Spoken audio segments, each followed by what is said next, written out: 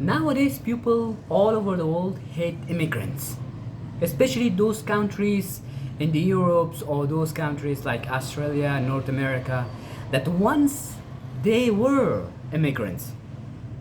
So they hate immigrants very much, and it is very interesting. In today's reading, which I read in chapter 15, I think, yeah, the marriage of empire and science.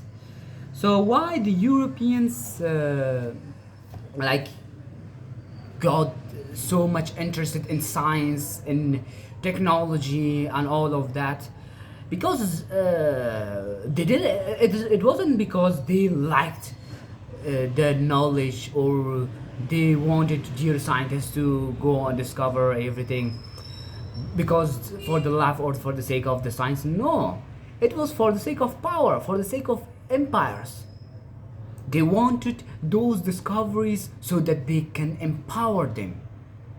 Like when James Cook traveled around the world in 60 something, 60, 70, 71, it wasn't, there was a lot of scientists in there, but also there was officers, military officers of British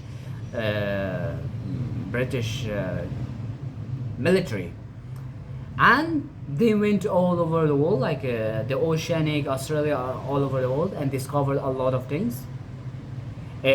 And along those discoveries for the science, those discoveries for they funded that trip or the journey because those discoveries would make them powerful.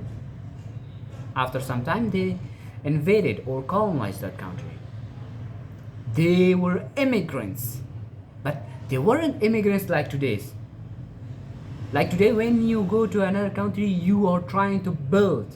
You're trying very hard to achieve a good status through hard work, through legal way. But at that time, they were going with guns. They were taking their lands by power, by force.